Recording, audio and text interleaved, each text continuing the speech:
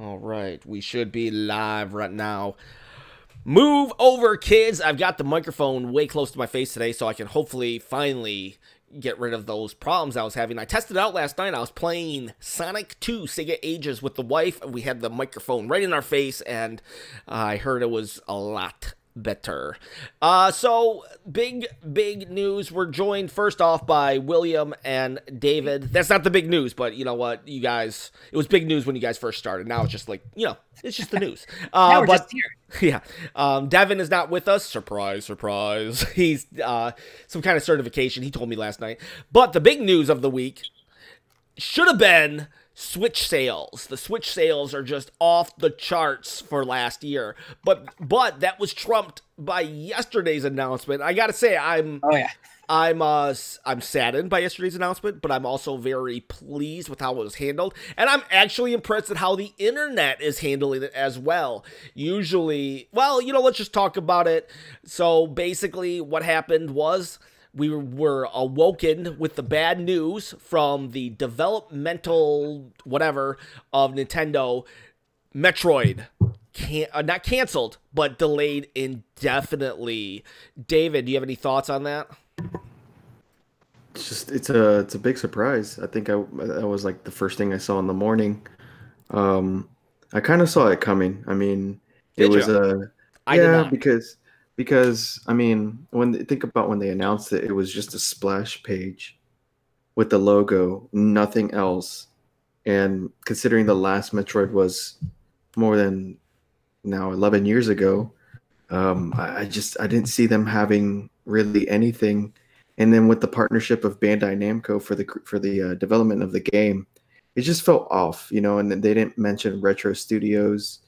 It had a weird tinge to it from the beginning. Okay. What about, first off, I want to say, Nick, don't worry, you'll be first next time, but Extra Gaming First Players. What's up, guys? How are you doing today? Extra Gaming, he is the individual who got the Switch from, that I interviewed when a bunch of jerk adults were like kind of just being all rude to him about his Wii U, that awesome Wii U system. But, check out that interview too, and check out he streams Mario 64. So if you guys want to watch a kid growing up with the classics, there's a channel for you. Hey William, so what are you thinking about Metroid? So you're saying delayed indefinitely? I don't think that's how I took it. I took it as, hey, we're switching who we're working with and we're starting from scratch. Okay. Yeah, I guess it might be a little semantics on my part. When I say indefinitely, I mean, I thought it was kind of, well, I guess you're right. Indefinitely means like, I take it as when Capcom canceled the that Game Boy Mega Man collection. That's never coming out. So it's Metroid Prime 4 is still going to come out. It's just a matter of who's working on it and when they're going to have the time to show us new updates. Well, think about it. There's a potential holy grail now called Metroid 3.5. Oh, yeah. Right? So this falls in the same pocket as Zelda for the double disc drive Nintendo 64 and Earthbound 64. I mean, there's this like holy grail. It was probably I would say probably maybe halfway in development, I would think, or maybe if you take away all the problems, then maybe there's like a quarter of the way. So there is a game there. I'd like to see what they were doing and what it was that they didn't feel was at the high enough quality that they wanted. Yeah, it's gonna be a thing that comes out 10 years from now, Developers Journal, where they show some concept art and say, "This is where we wanted to take Samus, but due to development issues or something, I don't know." It's like, how do you before Breath of the Wild? Do you think there were several iterations of Zelda where Miyamoto and team were like, we don't want Link to be holding a guitar, so in the artwork, yes, actually. But now, did it actually come into the stage where, you know, in gameplay he was rocking a guitar? I don't know about that, but I know there was tons and tons of. Well, at one point they had a UFO, a literal alien spaceship Okay, not a unidentified flying object, but alien spaceship. But they nixed it. And that was in the concept art. And there was a lot of things in the concept art that was just like, wow, what if? What if they had gone that direction? Could you imagine Link having to go to another world because in another 1,000 years, Hyrule was on the moon? You know, it's like, yeah. Because once you introduce aliens, I mean, it's a whole different world, pun intended. Yeah, it's kind of like the reception to the Master Cycle. If is that the name of it, the Master Cycle? I believe so, but I'm not 100%. Well, it's I mean, I was okay with it. I'm a big fan of weird, unique things in games, like Shadow the Hedgehog holding guns. That's cool with me. But the reception, obviously, the fan base was more or less against, from what I saw, against the Master Cycle because they're like, Link on a motorcycle. That's weird, but they don't know, or maybe they didn't realize that it was Guardian Tech. And with Guardian Tech, I think you can stretch. Yeah, that's what it was. Shout out to Aaron Hickman for joining the channel. Oh, hey, Aaron. We got a subscriber. So what's up, my man? Thank you.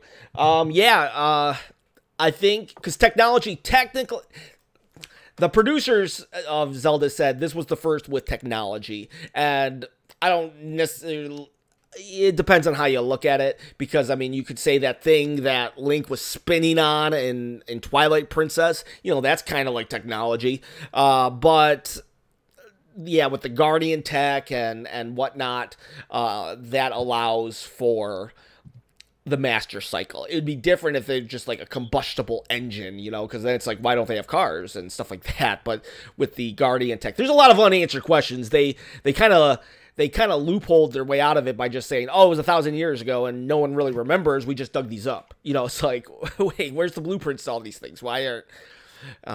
but, yeah, Metroid 4 being canceled, it just... it sucks, but I am happy. Okay, so we predominantly talk about just Nintendo on the channel, but, you know, recently, a couple giants in the industry have kind of... I wouldn't say fall. I think a lot of YouTubers say fall to get that clicks.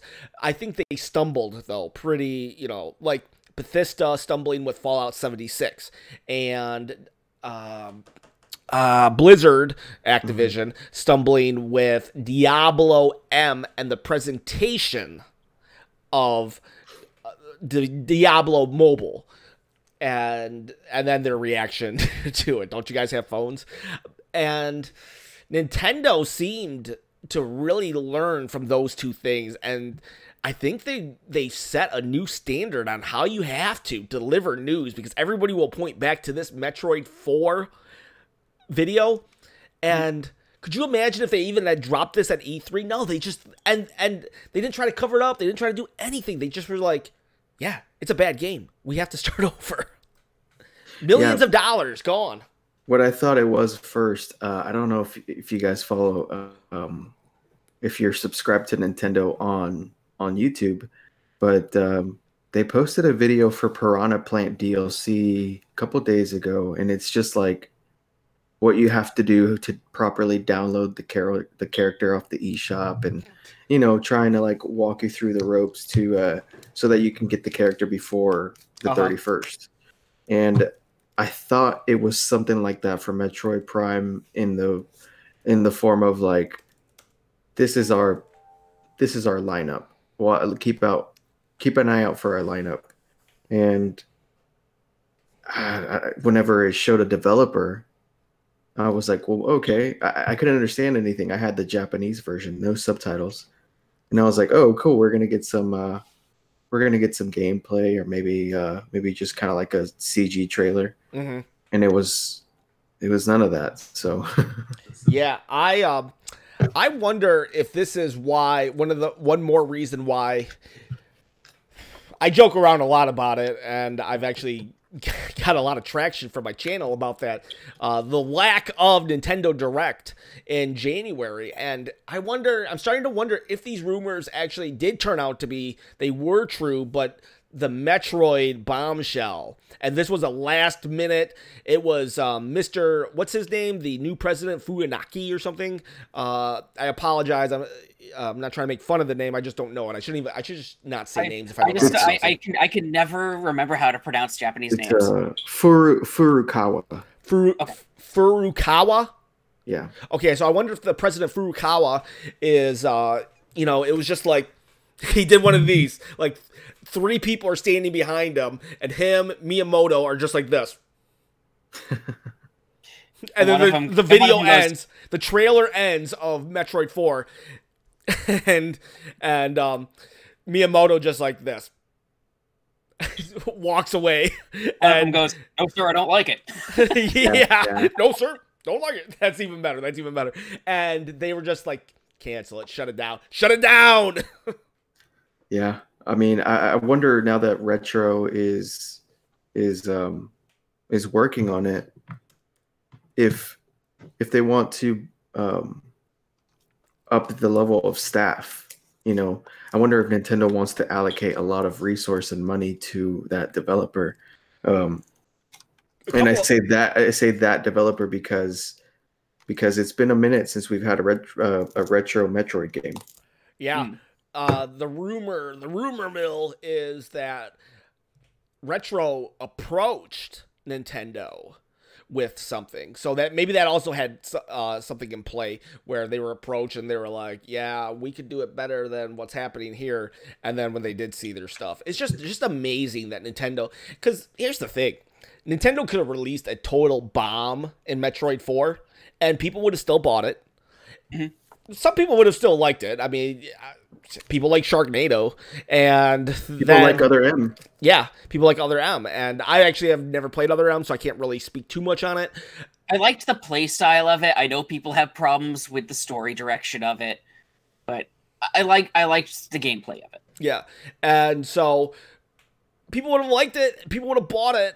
And then they could have just gone and say, "Hey, Retro, do Metroid 5, get us to us quick." And then they could have had, you know, it would just been a bad game in the series, and you know, because every series has, you know, like a bad game or an okay game, and it sucks. But for Nintendo to flat out say millions of dollars, flush it down the toilet, and not in that way that they're just, they have so much money to burn, just the fact that they're just like quality first. And I really hope, because I know that a lot of people have been talking about Mr. The president, what was his name again? Furukawa. I just have to get used to saying it. The president, Furukawa, it seems like people are like, oh, he's just all about dollars and not gameplay. This is the beginning of the end of Nintendo. And I hope that this dispels a little of those kind of concerns, because at the end of the day, you can't tell me the president was not involved in signing off on the okay to throw away millions of dollars. Mm-hmm. So, I mean, and I think even no matter what they do with it too, there's gonna be people that don't like the game when it finally gets released. Oh yeah, well, and you'll have people saying, I really want to know what this other version was, because I bet that would have been a whole lot better. I mean, there's insane people out there who don't like Zelda Breath of the Wild, or like Nick, who think it's not part of the series. I mean, just absolutely insane, that Nick Clayton. So yeah, that sucks. But to the credit, I've seen a lot of people say, "Oh, I'm very saddened by this news. I'm very disappointed," and that's fine. Absolutely, 100% fine to be sad and disappointed, maybe even angry. I don't know, but not to the point. But I've not seen anyone really say, "Oh, well, you know, this is just another example of Nintendo Doom and all that stuff." No, it's like everybody's just been saying, "Well, that sucks, but we're going to get a better product." And I did not see that reaction. The internet has surprised me on this one. Thoughts? Yeah, I'm a big fan of letting a game cook. I always say let it cook in my head, you know, or sometimes friends, they'll be like, when is this game coming out? And I just say, let it cook, because I'd rather have a full finished game than something that's just kind of piecemeal together. Yeah. Especially with what they mentioned, knowing that it wasn't the quality that they wanted it to be, even if they went and released what they were working on, people would say, well, obviously they're releasing this to get more money because this isn't what they want to release. Oh yeah, the cash grab, blah blah blah. It would have been a mess. Had this game been bad. And I think it's gonna reinforce something that Nintendo typically always does this, and they change their policy kind of for Metroid 4 and maybe even the Pokemon game. First off, Veronica David, I understand your pain right now. I can empathize. We got a dentist office visit going on right there, and I'm going on Monday for some for some surgery. So I feel your pain. Make sure they know to suck that spit out. I tell people, I was like, I told my dentist, I made my dentist stop last time. They were not like putting, that thing they put in your mouth to suck the spit out. They would not. I was like about to die. All right. I was like, I cannot die without beating Riley in Smash Brothers. And so I was like, and they're like, what? And they're like, I point to this person, and they're just looking at each other like, what is he trying to say? And I'm like, because I can't talk. My mouth is open, and they're like, the suction? So they forgot to send you to the caveman dentist. I guess so, but my mouth was open. I couldn't talk. Anyway, Shadow's your favorite. I played some Sonic 2 last night, everyone. But let's get back to Metroid or what you were saying. Who did I interrupt? I apologize. I think William. William, what's up, man? What were you saying? I don't remember exactly, but I had something I was mentioning to you before the show started concerning projects that almost didn't get finished. Oh, yeah. That was kind of cool. Yeah. So I'm not sure if people are aware of Toy Story 2 almost didn't come out. They had everything, all the information for the movie was all on one server, and routinely they would go in and they'd clean up stuff on the server. Well, somebody screwed up. They typed in the wrong information and the whole server started deleting itself. So one of the guys called over to IT, asked for the people over at IT. He's like, shut down the server, unplug it, get it unplugged. Oh, well, we got to call over and ask if it's all right. I am giving you permission. Do it now. Well, no one's going to be able to work on it. Unplug it. By the time it was unplugged, 90% of the movie was deleted off the server. What? 90? Yeah. I thought 90%. You were going to say like 9. No, 90%. So what happened? So one of the supervising directors remembered that she set up her home computer to be backing up. Like she was working from home because she recently had a kid. Oh my gosh. So she had information on her computer for the movie. Because they tried to call and say, we need the backups for Toy Story 2, and they went, didn't you get the memo? Backups haven't been working for 2 months. So she raced over to her house with one of the other guys, got her computer, got it in the car, brought it over to the studio, and was able to get all the information back. Oh my gosh. I've heard this story. It's a good one. Never heard it before. Is there anything you left out, David? It was less than a year before the movie was gonna come out. Yeah, I think the main gist. Was gotten, but like to William's point, a lot of games get canceled, a lot of games get canned or allocated in different ways, maybe reimagined. But there are some games that do make it through the trenches, so to speak. I mean, for example, The Last Guardian. PS exclusive was in development for since Shadow of the Colossus, I'm guessing, and I think so. And then it was announced like 2008 2009 for the PlayStation 3, and it didn't get released until last year, or early last year in the PS4. People thought it was going to get I think it was temporarily canceled. And then one day they just revealed the trailer for The Last Guardian, like a revamped trailer. And it's when people Square Enix fans, they are probably like the ones that I experienced this the most. Their games take 10 years to make. Kingdom Hearts 3. Well, I think it was either Kingdom Hearts 1, Kingdom Hearts 1 or 2. When they were doing the HD remaster, they didn't have the original code for the game, so they had to basically work from scratch. Ooh, ouch. Yeah, yeah, they didn't have the original code for it. That was lost to them. I don't remember if it was 1 or 2. Isn't it weird that in this day and age you can just lose like data? I mean, yeah, like you could probably figure out my first like email I've ever did like in 1998 somehow, some way, but these studios can just almost lose Toy Story 2. You can totally lose the code to Kingdom Hearts 2. Throw out congrats to our fourth host, Devin. Looks like he passed his CNA certification, so I think that means he's a certified nurse. So when we all meet up and one of us inevitably chokes on a piece of bacon, he can like give us CPR or something. I'll be the one who chokes him. He can work at the Heart Attack Grill now. I'm not going to say who's going to choke on bacon, but maybe someone can figure it out. But congratulations. And then we got something, the developers of Vroom in the night sky should have said stop as well.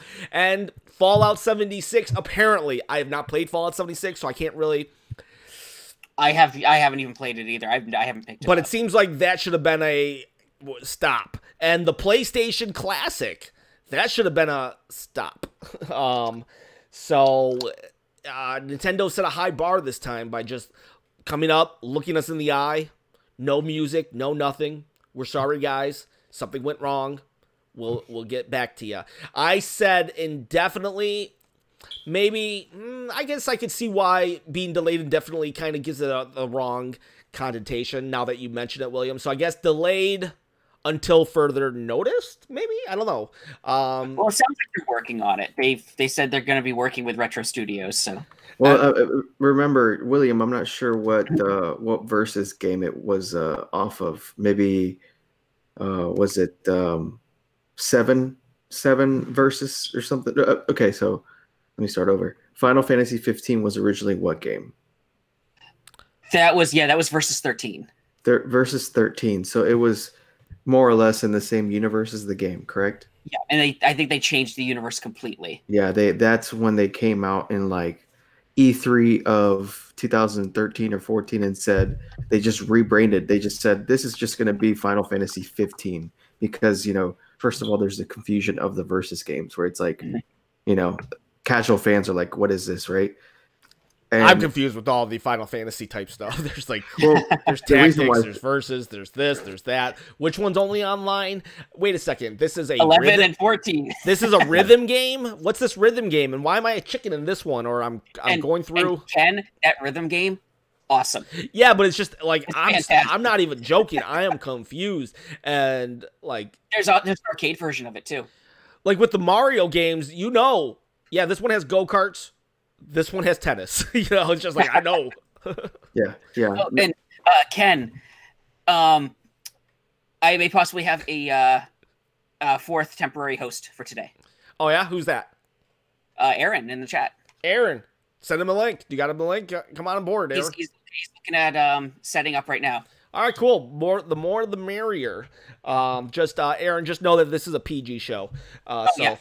So leave the cussing to the sailors. Not that William's like telling me, oh yeah, Aaron's just like, he's just like this rough around the edges dude. I have no idea who this guy is.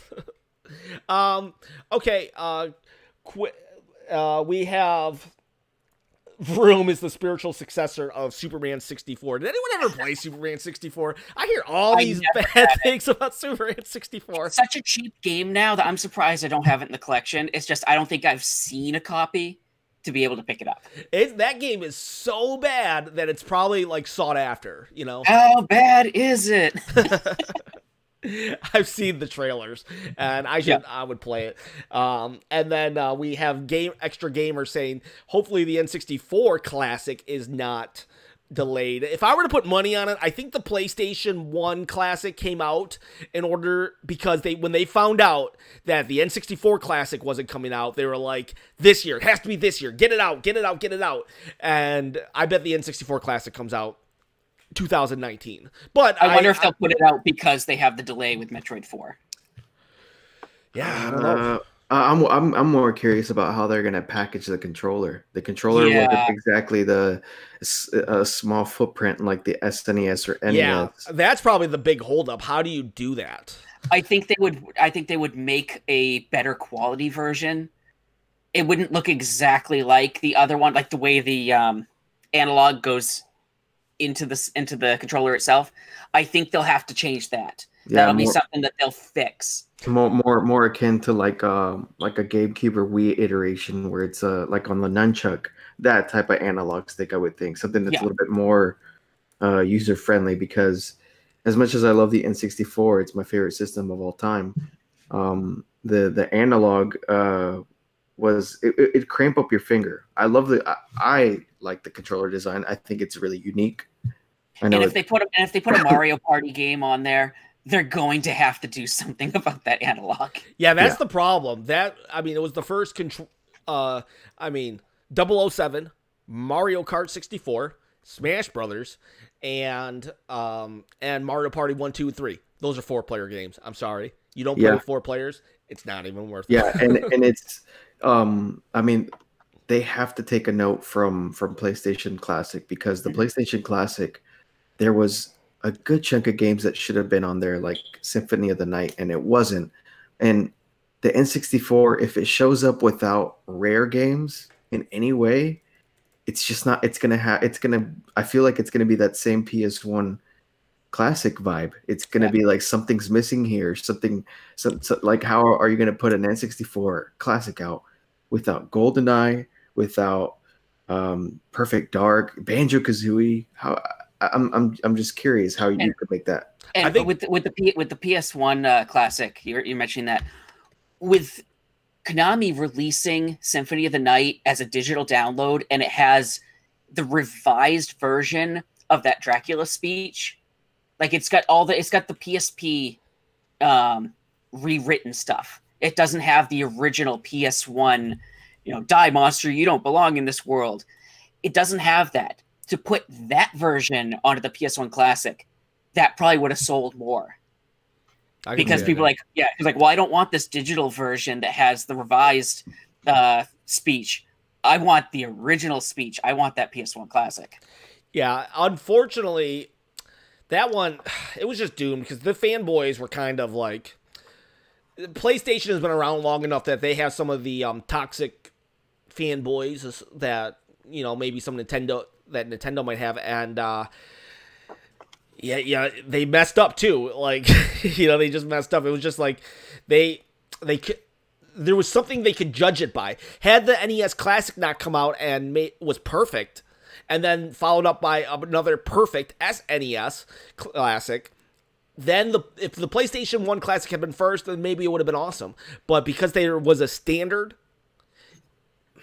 it was hard to. And yeah, they picked the wrong games for it too. Yeah, if Nintendo, and they'll probably be better with the PlayStation 2 Classic, because that's when Sony started getting their own IPs and stuff. But they have so much money. They should have thrown more money at people to get certain games on that PlayStation 1 Classic.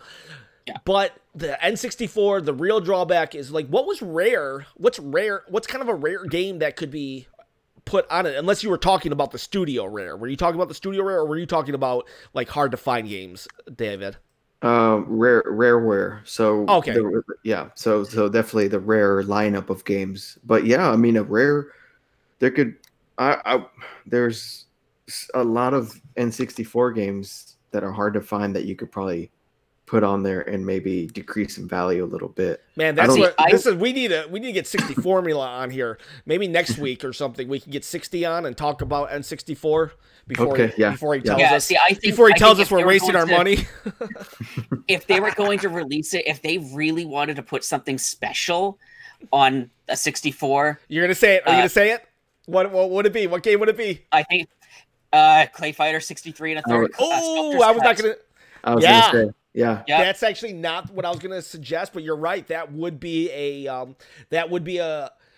and they should do that because it probably wouldn't Yeah, it cost would them be that huge. much, and that would Yeah, be it'd be a a huge grail. selling point for the people You're that can't absolutely play right. that on something. I mean, they could emulate it, but to have it with the controller there and to be able to play it on something that's officially licensed by Nintendo, that's what people want. You are absolutely 100% right about that. I was going to say something that actually would kind of top it, but I like yours better because it's more creative.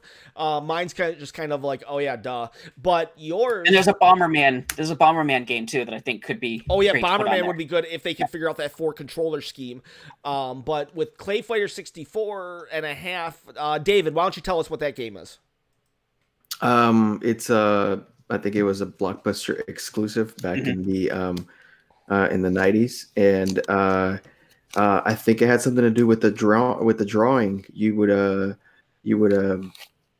I guess enter a contest to either win a copy of the game or well, I know the way that a lot of people got their hands on the game is that when Blockbuster was going out of business, they were just going making the rounds, and they had that game. It kind of blurs. Maybe William can help me out here, but it was definitely a Blockbuster exclusive. Yep. So that's what made it a little bit very sought after, because this was not a retail game. Not retail. Never came out for people to purchase unless they grabbed it from a Blockbuster. Yeah, right. And what's even crazier, because this is a cart, so they didn't just mail out the cartridge. It had an N64 cardboard box with a manual with it was literally could have gone to a Toys R Us and been sold retail, and yet they produced the full kit and caboodle. So it's just extremely, it's like a holy grail, one of the holiest of grails of the N64, because it's considered, some people would be like, oh, I don't need the gray, not for resale Zelda Majora's Mask cart, but they need that N64 Sculptor's Cut Clay Fighter 63 and a third, because technically that was a retail release, technically. Not everybody needs it. And some of us thought that when... Oh, go ahead. Sorry. And it's part of like, if you're trying to complete a Nintendo North America set, you need that, because it is actually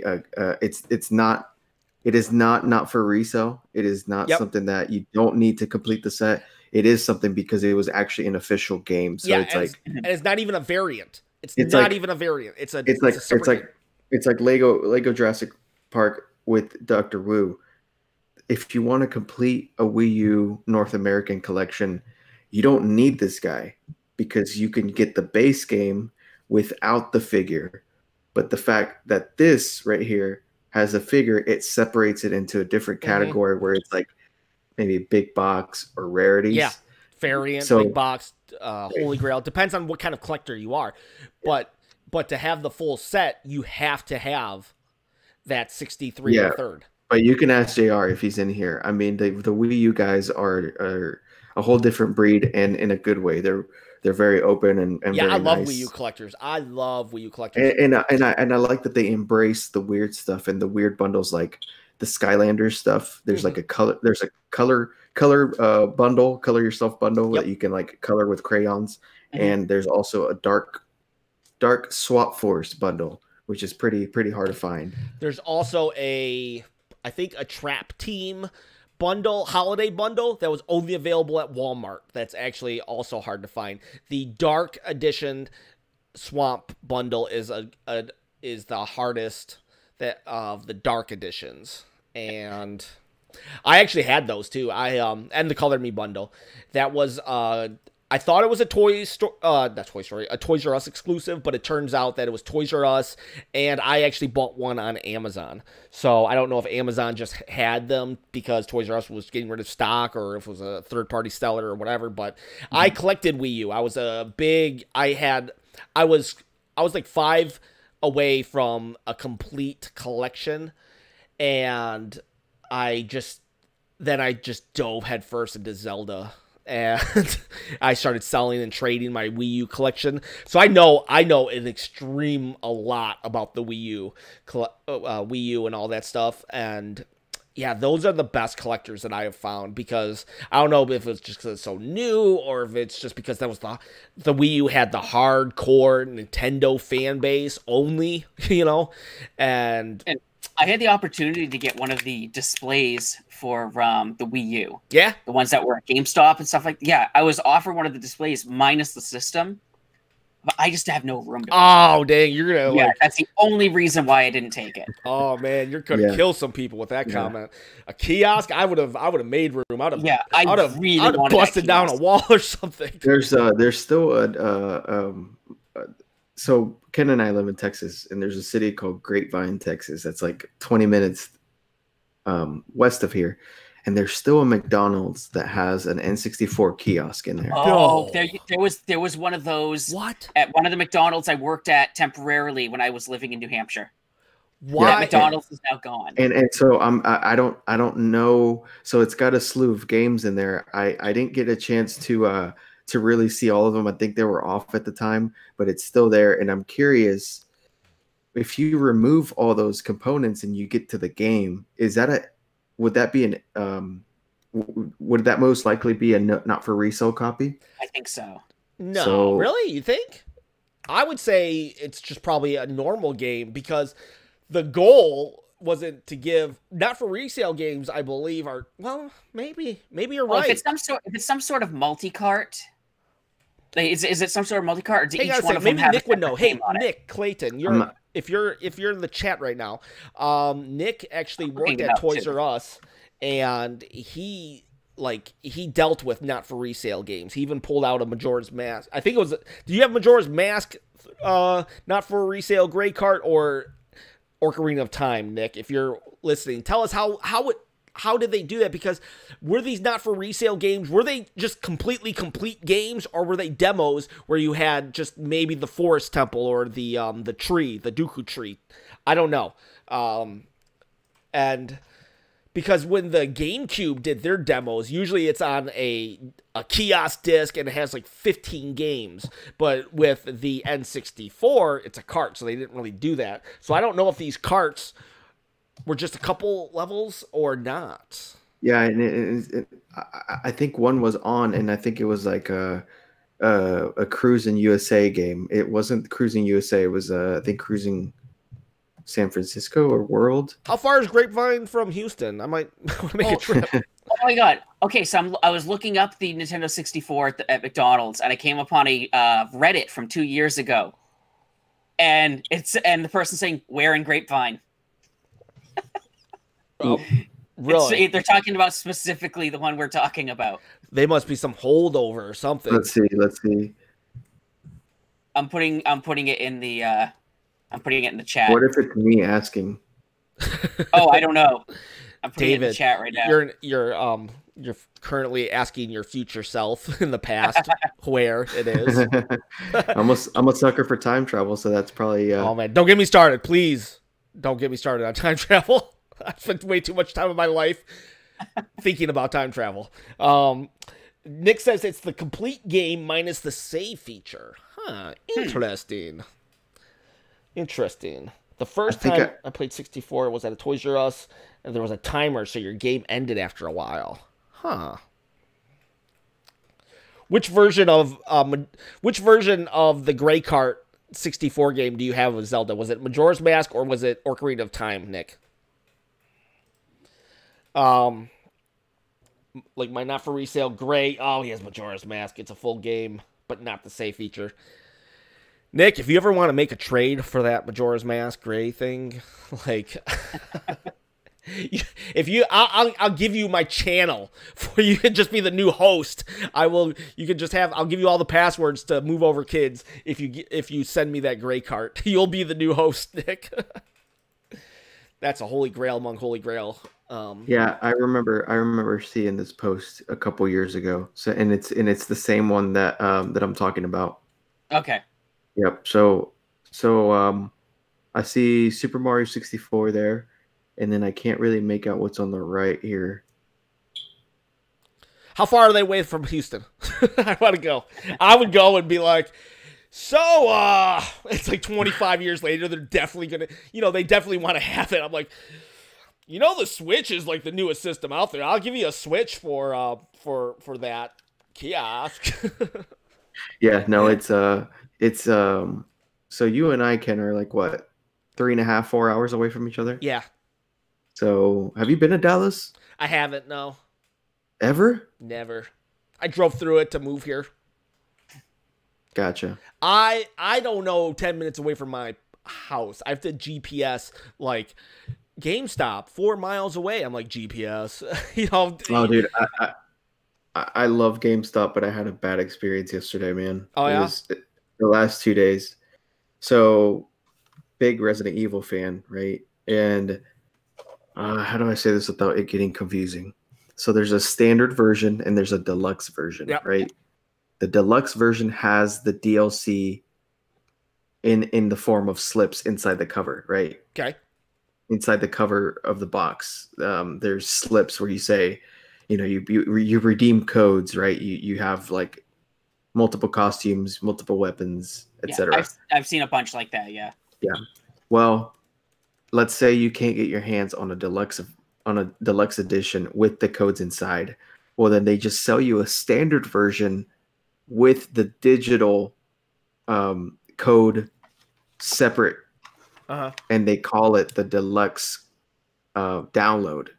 So in essence, you get the same thing across both things, albeit a reversible cover, and the physical deluxe edition is $5 cheaper.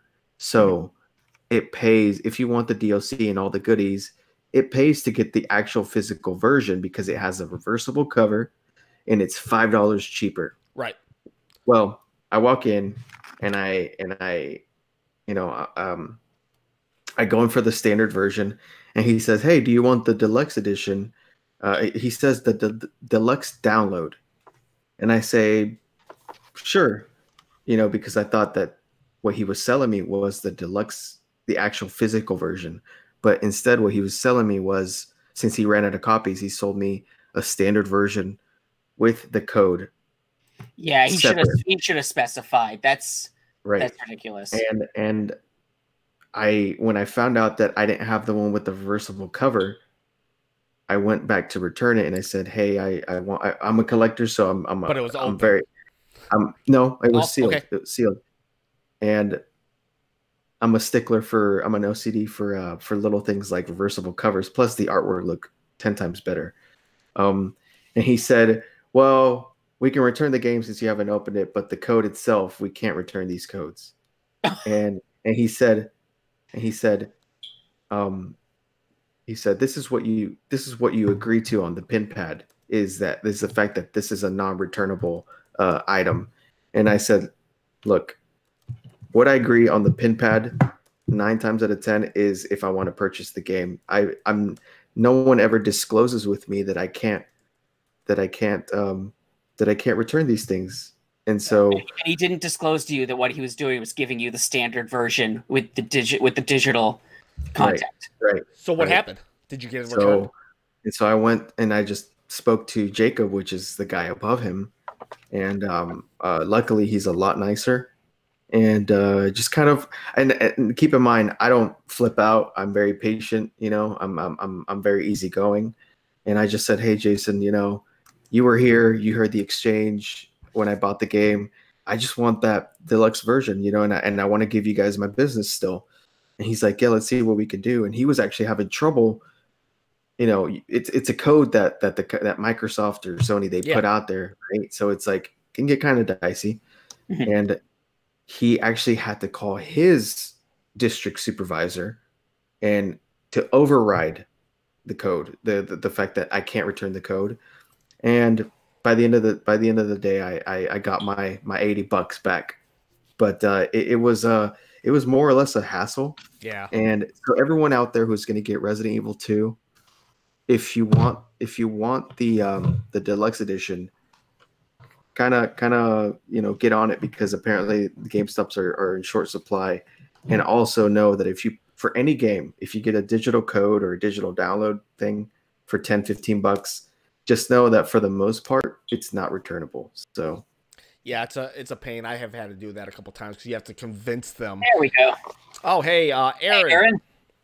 Let me finish this statement, and then we'll get to Aaron, our new guest host of the week. Yeah, it's a pain in the butt to return stuff with digital codes, but if you fight your way through it, you can do it. And yeah, that sucks. I also understand where the employees, because the employee doesn't know, he's just doing what he's told, blah blah blah, and you just you did the right thing by saying, just let me talk to your manager, and not in the way of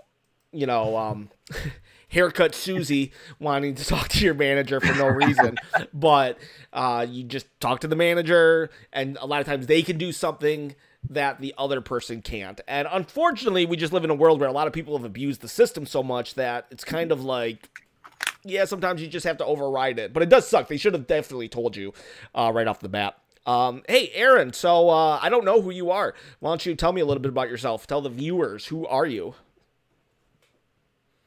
All right, Aaron, I can't hear you, so you just fix your audio, and once you do, just start talking, and once I hear you, I'll just acknowledge you. So just fix your audio. Yeah, but they got my mom that way, Ken. She was at GameStop, and she bought me a game, and they sold her that $3 disc protection thing. Oh yeah. Oh, and they don't disclose with you that you cannot return that. You cannot get your money back on that. I know it's $3, but my mom, she really felt like she was dealt in an unfair way. So everyone out there, keep in mind, disc protection, non-returnable. Yeah, I had one of them decide to go and add it to my order one day, and I didn't even notice it. I said something. I called them up, and I told them, no, I did not want that on there. You added it. You should not have added that. Oh yeah, you can't do that. And I agree. $3 is $3, but it's also the principle. Don't do that. Just don't do that. Like I said, Aaron, when you're ready, just start talking. Yeah. Can you hear me now? Yes, we can hear you now. Okay. Awesome. So Aaron, let's why don't you introduce yourself? I don't know if you're a part of a channel or something, plug it away, or if you're not, just tell us what you collect and kind of I don't know, why are you interested in on a gaming channel? Talk to us. Yeah. I am Aaron Hickman, aka Daya. I am a chiptune musician and also a VGM composer. I've been friends with Will for probably about 5-6 years, maybe longer. I'm sorry, maybe dude. even a little I'm longer. So I also do a few podcasts. The one that's the most active right now is Genesis Gems, where we take a look at every single Genesis game one by one. Dude, I was just playing this yesterday. Oh, nice. That's awesome. So you got it on the Switch. Yeah, we'll talk about that then in a second. Do us a favor then. If you have a link to any of your stuff, just throw it in the chat right now and even at the end. Maybe even when this video is completely done, give it like half an hour and then put it in a comment. Okay, so go on. You could even add it to the notes underneath the video too. Oh, yeah. So I'll do that when it's all said and done. So, okay, so you're part of a Genesis Gems. That's a cool name. We don't have a name. No, it's okay. I just happened to stumble upon this because William sent me a link, and I'd known him through Retro Gaming Roundup, and we'd podcasted before a few times, and he's on the Intellivisionaries. Yep. Yeah, which I've mentioned on the show before too. Yeah.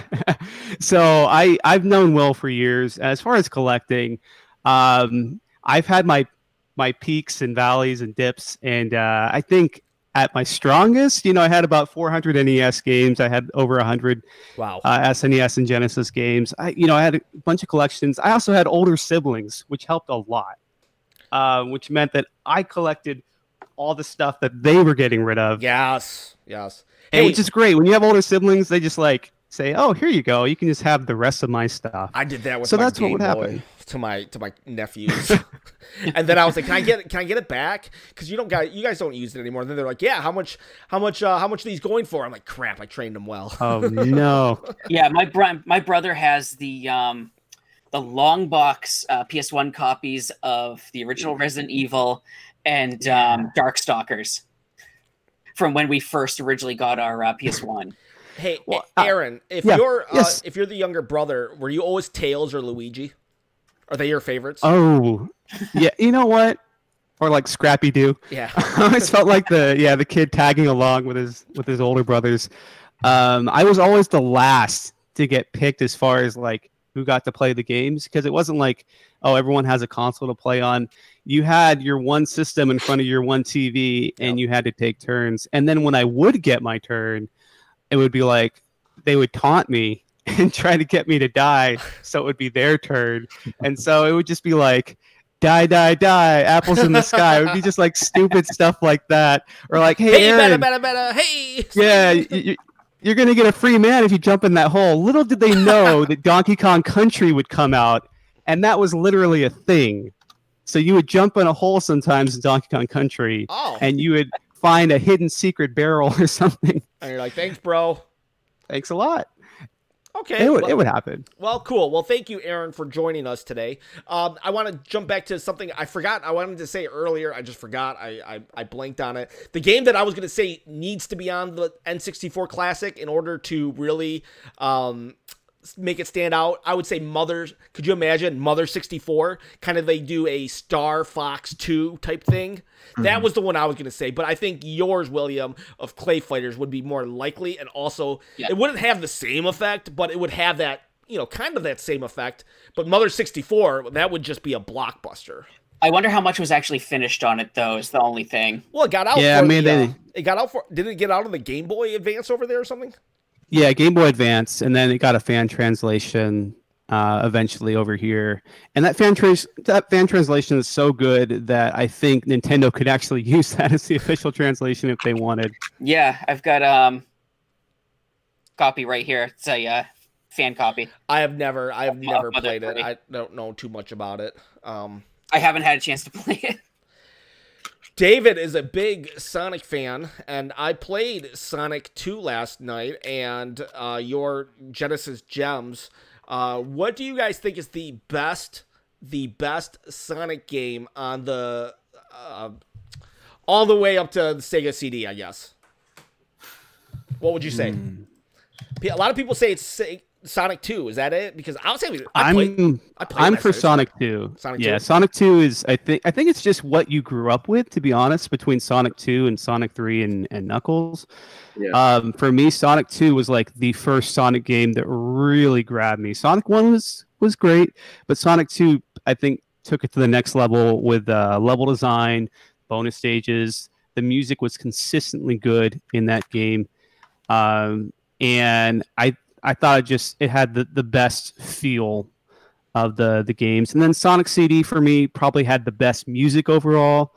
But that's I don't know. Some people have different opinions on that, but those are the two I'm most nostalgic for. And then a lot of people go for Sonic 3, and I totally get that. That's just one, like, for some reason, I haven't spent nearly as much time as I have on Sonic 2. Yeah. What about you, David?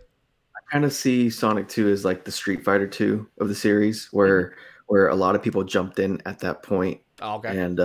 And even though Street Fighter is played and was played, Street Fighter 2 is where it kind of popularized it. Yeah, no one ever talks about Street Fighter. It has if you don't say Street Fighter 2, like they even call Street Fighter 5 Street Fighter 2. You know, like, unless they're referring to I think it was, I don't remember which system it was on, but it came out on one of the home consoles as Fighting Street. I would like to play that. Yeah. I like to play Fighting Street. I want to fight a Street. Oh, the TurboGrafx 16 version, right? Well, I think it was, yeah. And yeah, I think when for Smash 4, Sakurai was kind of talking about he did like some developer diaries, and he also mentioned that he said arguably Mega Man 2 is the most popular in the series, so that's why a lot of movesets that Mega Man has are from Mega Man 2, Woodman and Slash Man and all that good stuff. But to get back to your question, Ken, I think my favorite's probably Sonic and Knuckles. Sonic and Knuckles. Is that 3 or is it just a standalone? It's I would argue it's kind of like it feels a lot like 3. I would say it's like if 3 had like DLC, that would be it right there. Yeah, that was But like some of the first DLC right yeah, there. yeah, yeah, you could just kind of stack it on top. So yes, in a way, it's a standalone, but a lot of the assets from the game itself are from Sonic 3. I think his design is closer to Sonic 3 than Sonic 2. It's like you look at these games that have several iterations in the series, and then you see that one game in that series where it's like, all right, they hit the ground running at the beginning of this game. And that's what Sonic and Knuckles is. It's like from Mushroom Hill straight into Flying Battery. There's a narrative there. It's like when you finish the end of the level, there's that transition where he destroys that antenna. That is, it's kind of alluding to the second stage, which is Flying Battery. And then there's that airship that just comes by. I don't know, man. Something about that Sonic game kind of hit me at the right time. And I was like 6, so it was like the craziest thing. Okay, wait. So there's Sonic. I'm just basing it off this. There's Sonic 1, Sonic 2, Sonic 3. I know there's a Sonic CD game. What is Sonic and Knuckles? It was the one that was added on to Sonic 3. What do you mean? Yeah, so it's an add-on cartridge. So you can buy Sonic and Knuckles, and it's just like a normal Sega Genesis cartridge, except it has a lock-on feature on top, so that when you put it in the cart, you can actually put Sonic 3 on top of it, and it's like okay. We have a little... adds Knuckles and sorry. So like you already got a game when you bought Sonic and Knuckles. That was already like a self-contained game. But when you combined it with Sonic 3, it's like what the developers originally intended, which was, oh, here's Sonic 3, and then here's like another half of the game. Oh, wow. I didn't know so that. It's like, yeah, so it's like DLC, but the other cool thing is that you can attach Sonic 2 to that lock-on cartridge, and suddenly you can play as Knuckles in Sonic 2, which was kind of mind-blowing. That is when very, we were that kids. Is very, like, I mean, seems like kind of very advanced, like Nintendo type of tinkering there. How much... Does anybody remember how much that add-on / whatever was compared? Was it like half, or do you not just? I mean, it was a long time ago. I don't know. I think it was the same price as a regular cartridge because it was a full. It was a full game, yeah. But the other crazy thing too was that if you put any other Genesis cartridge on top of the lock-on, what would happen is you'd get to play a randomly generated bonus level from Sonic 3. Oh, wow. And depending on what cartridge you put on they said randomly generated, but it's actually generated based on some sort of ID found on the cartridge. Hey, 60 Formula Man, you missed it. We were talking about the N64 Classic, and you missed it. I'm sorry, bud. It's like I'll have to go back and watch the first. I even said we needed 64 on this, or 60. And we said that what would that special Star Fox game be? And William said Sculptor's Cut, a third, and I said Mother 3. So, and this is Aaron. Aaron's joining us from Genesis Gems and other podcasts. He'll post links below eventually. And Devin's not here. And then we have David with his long hair down today. Yep. When do you decide to keep it down, David, and when do you decide to pull it back? What's the decision process with long hair? Man, it depends on mood, I suppose. Like I just had a fresh shower, so I was like, I gotta let it dry, because if I bundle it up and it's wet up there, I get headaches. So I just kind of let it down, let it dry off, and I'm good to go. But sometimes, when I wake up a little bit later than I want on Saturdays, I'll just put it up because it's just frizzy. So, Gotcha. 64 minutes just in time for the hair portion of the show. Guys, also, I wanted to throw this out real quick. Anyone who's watching, I had a troll visit my channel yesterday. They, I believe I know who they are, but I'm not going to call out names because, we don't need that kind of negativity on the channel. But I just want to tell you guys, don't engage the troll. Let him downvote me like 100 times, because you know what?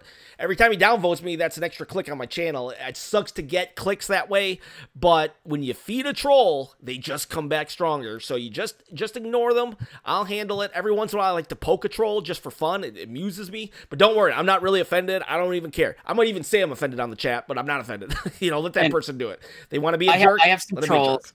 I have some trolls. I'm trying to, on a board I go to, I'm trying to keep them away from the channel. Yeah. So I like, they'll ask if anybody's a YouTuber or stuff like that, and I'll mention I'm on a channel.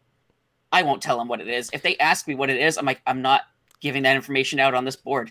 Yeah, I don't want to invite trolls, even if they do help. I prefer the community to continue to be just the community that we've built here. But so I just wanted to say that if you might see like, oh my gosh, why is Ken sad that this person like made 100 accounts and downvoted him 100 times? Nah, I don't really care. So I just wanted to make sure I'm throwing that out there.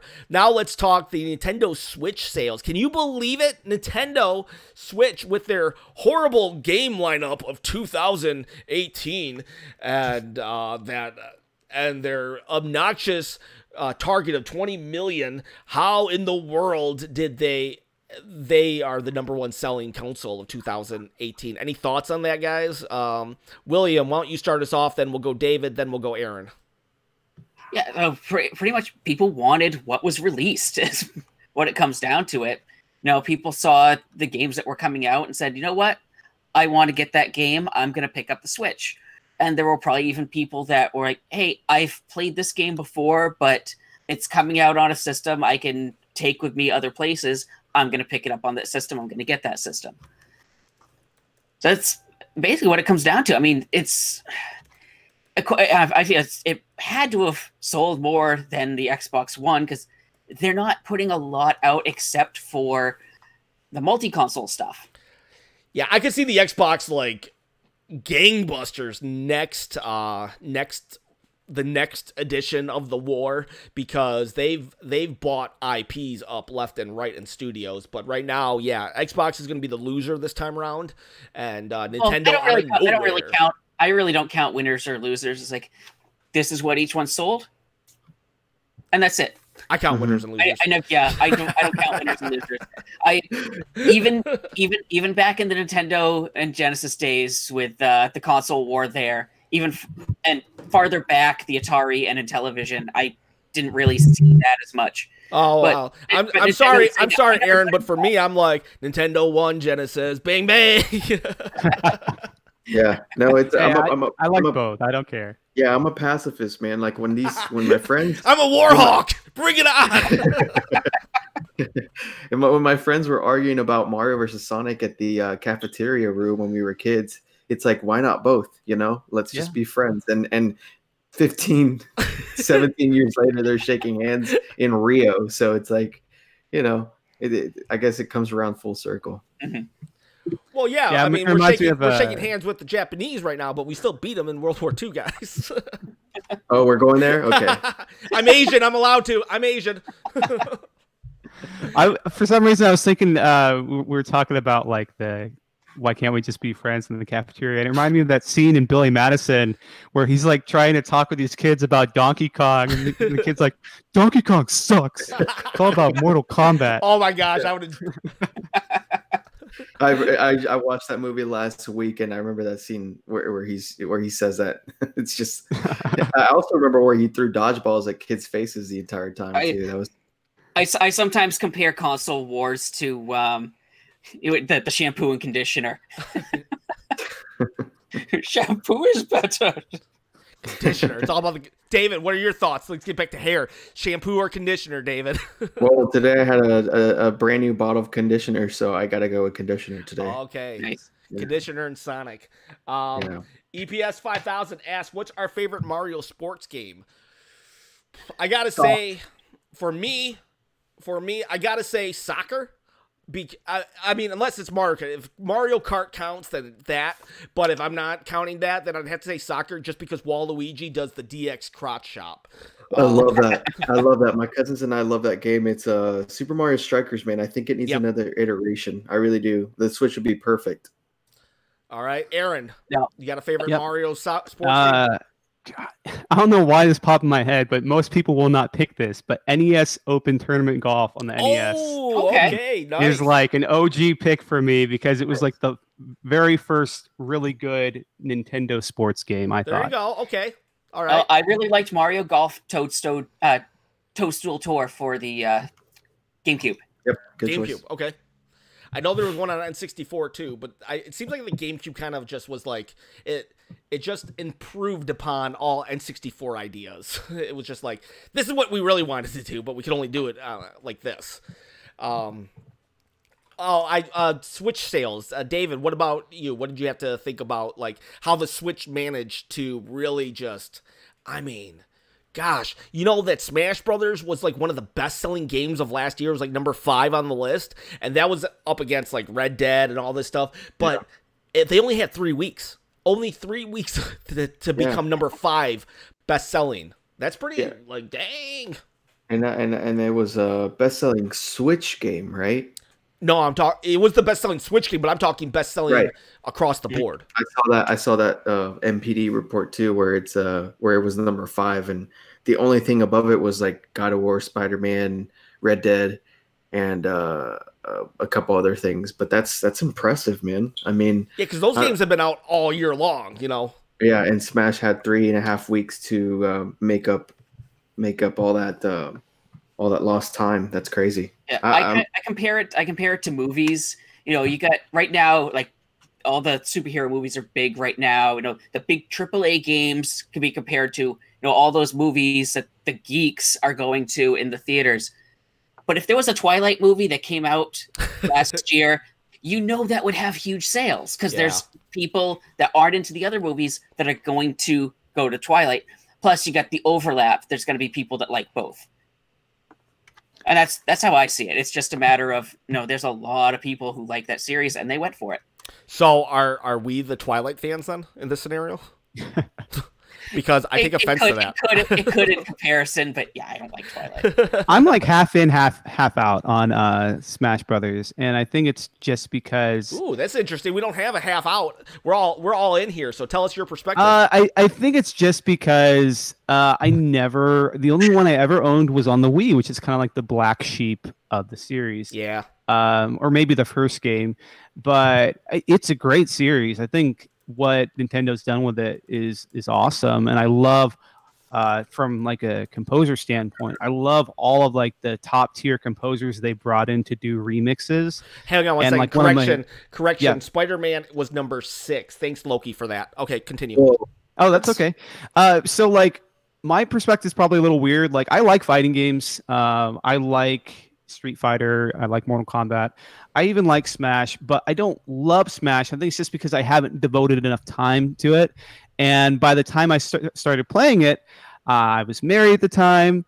We really just didn't play that much Smash. I didn't play it with a lot of friends, and so it was mostly a single player experience. Okay, for me. I can understand. And it's definitely a party fighting game. Yes. You have to get friends together to play it. Yes. But the one thing I do latch onto this series is the music, and the latest Smash game is breaking records because it probably has more music in the game than any other game ever, because it's got about 900 tracks that you can go in and listen to whenever you want, and it's a ton of remixes. One of my favorite composers, Yuzo Koshiro, who did music for the Streets of Rage series and Revenge of Shinobi, he actually did some music for the game also, so I'm super psyched for that. Yeah. Still no new remixes for the Sonic franchise in the game, which is kind of a bummer. But the last remix for a Sonic game in Smash was by Jun Senue, who is the kind of like Sonic one of composer. one of the main Sonic composers, and it's for Angel Island Zone, the remix for Brawl. He did that for Brawl, and since then there hasn't been a remix for a Sonic game in Smash, which is a bummer because there's so much potential.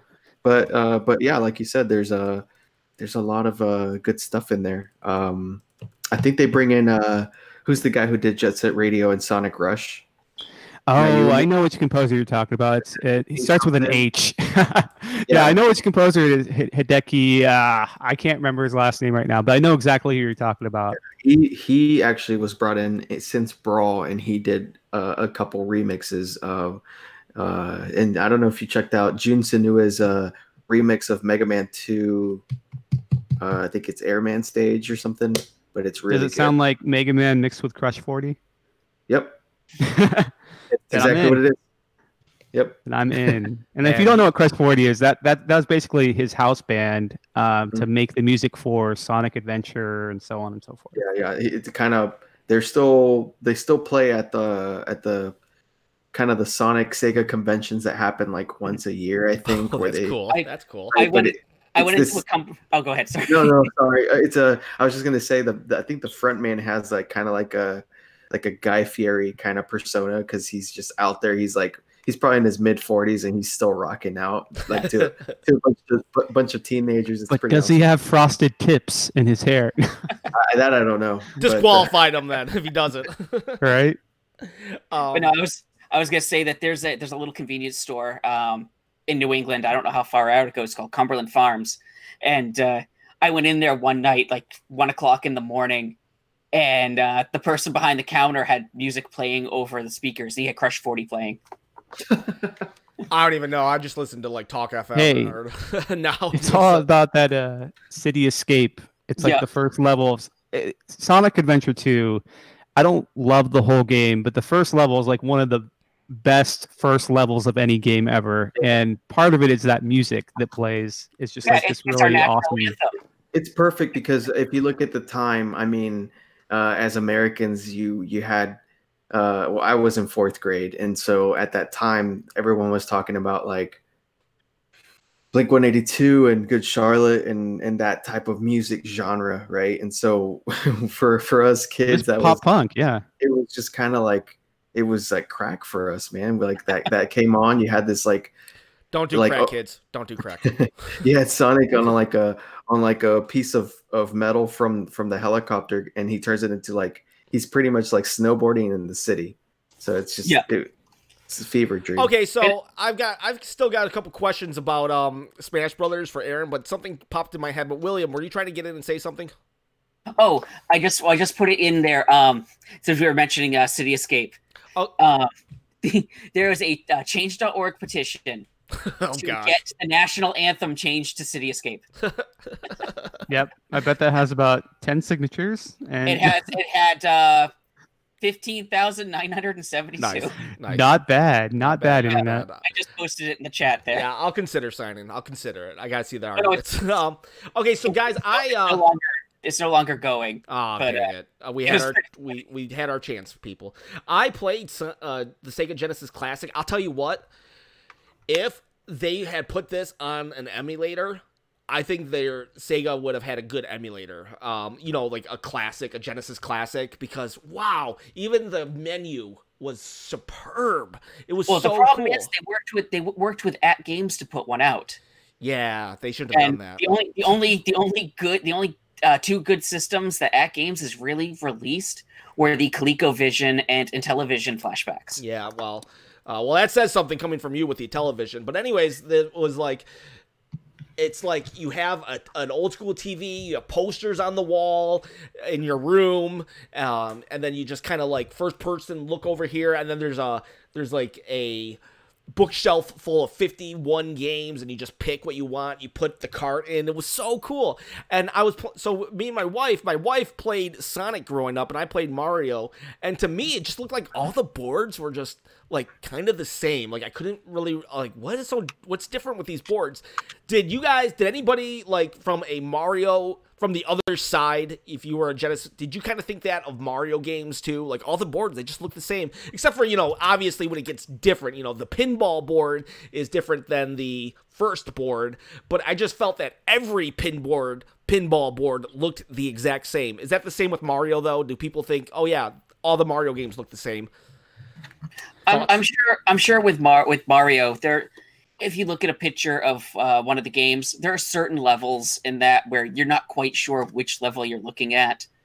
There are some that absolutely, you look at like the very first screen for Super Mario Brothers 1-1, just the layout of certain blocks in that area, you know that's 1-1, or in 1-2, you know that's 1-2. But later on in the series, there's probably some levels you're looking at, and you're like, I have no idea what level this is supposed to be. Mm-hmm.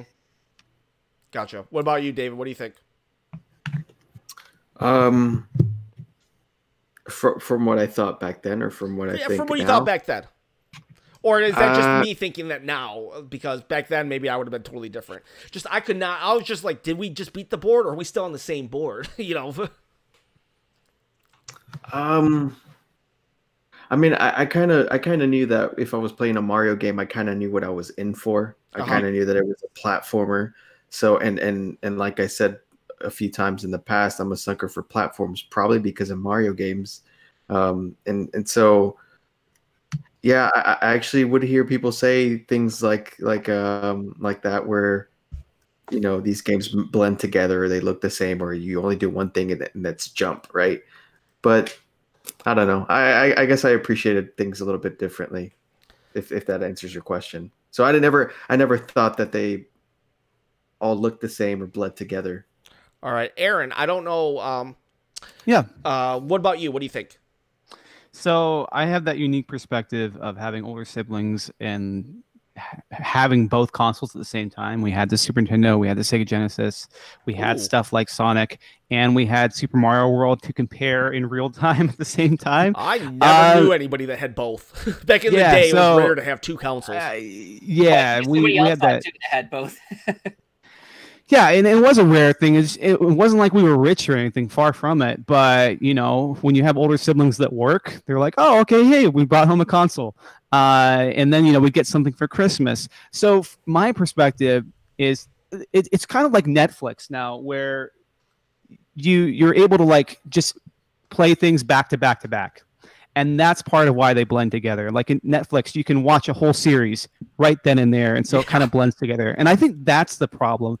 Because if you play these games when they came out, Sonic was like nothing that you had played before, because it was just faster in general than what Mario. It was a little slipperier, you know, a little more slippery, faster. There was more of an emphasis on speed than exploration. And Sega just ran with that in the marketing. Super Mario World was a little measured, a little more exploration, finding secrets, and, you know, gaining these special power-ups. I think they were just two different games, and I thought the boards in both games, the levels were unique enough. But if you're playing games out of a list of games in a collection, it is kind of hard to pull back and have that perspective. This is a unique experience, and part of it was too that. This was when Sega was like, okay, we got to get another sequel out. So like Sonic 2 came out like a year or two after Sonic 1. Sonic 3 came out like a year or two after Sonic 2. So I can understand that perspective too. Oh, they do blend together. But I think there's mechanics, and the graphical fidelity got a little better each time you went through them. And level design too. Okay, I can see that. And I was kind of, you know, to be fair also, I was like, the game is older, and I look at it from today's like perspective, and I was like also hosting the chat and live gameplay and all that stuff. So there's a lot of factors that kind of could have I don't know, warped my perspective. Like, now I have a question for you. Yeah, what's up? Have you played Sonic Mania? No, but David has. Yep. Okay, Sonic Mania. If you want a good experience of like the whole retro Sonic franchise, I recommend playing Sonic Mania, because it's kind of like the greatest hits plus a little extra. It's like Sonic Extra. And that's, if you want a really good, if you've never played like a retro Sonic title before, that's a good place to jump in, because it sort of gets you the best of everything. Yeah, and I've told the guys several times that it's won my 2017 soundtrack of the year. It's that composer, man. I don't know what it is, man. I've got a shameless plug too. T Lopes. I actually did a remix with him. Oh, nice. Really? I can link to that. Yeah, link it, please. Yeah, I'll link it. Paul Cobb is also reiterating that Sonic Mania is the best. Yeah. And Aaron, that's my cousin. Paul Cobb. Oh, who's your cousin? Yeah, Paul Cobb. That's my cousin. Oh, nice. Did you guys hear that? And everyone's my cousin, but Did you do that remix in house with T Lopes? No. So basically, he's a good friend of one of the founding members of my remix collective, which is called Relay Bros. And so everyone sort of gets together and we remix part of a song in our own style, and then it's almost like a mashup of a bunch of different styles for one song. So we got together and remixed Studiopolis Zone 2, and then T actually got on the song and remixed himself in our song. So he did almost like a game show, like a Jeopardy or Wheel of Fortune type thing version of his song. But basically, each person who's doing this remix, you get like 8 bars to remix it in your own style. So it's pretty crazy. Well, I'd be interested in hearing that. Yeah. So please put that in the chat. Yeah, I'll put in the chat. Plug yourself away. I'm like, well, everybody can plug themselves. Plug away. Anybody in the chat can plug away too. If you guys like dogs, go check out 60 Formulas channel. If you like watching N64, go check out Extra Gamers.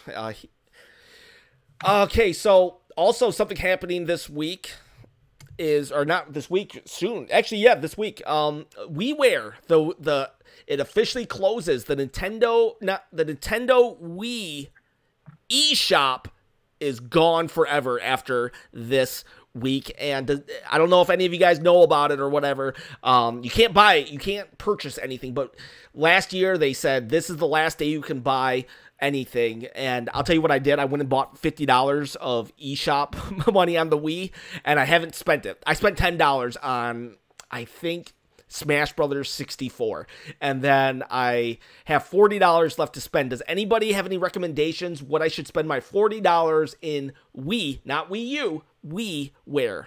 Yes. I don't even remember buying anything on there. You're talking about, is the store still open? The store is still open until the 31st. If you have money in your account. I have a few recommendations real quick. Okay. So if you can get, because these aren't anywhere else, Castlevania Rebirth. Castlevania. Oh, I forgot about that one. There's a Contra Rebirth also. Contra. So those are 2 major ones I can think of right off the top of my head. I know there's a few more Wii exclusives, but those are the ones I think of the most. I'll think of another one. I know there's a translated version of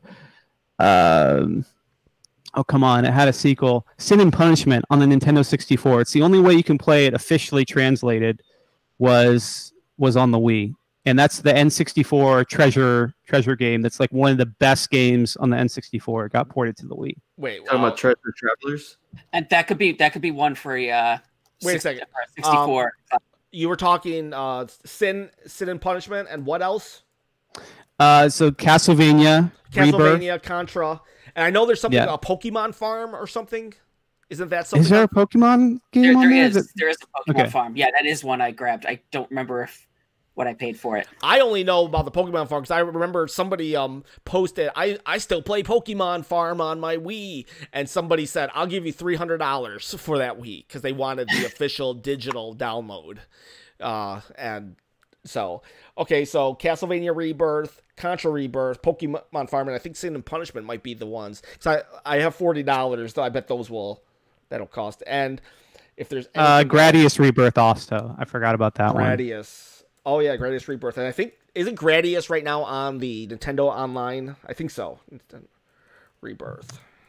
Okay, but not the Rebirth. I know I don't know the Konami's switched over those games or ported them over yet. I want to say Gradius is on the NES Online. I think it even has a special. Oh, are you talking about the? Well, that's the original NES. Yeah, the original. Game, right? I'm sorry, I did not mean the Rebirth.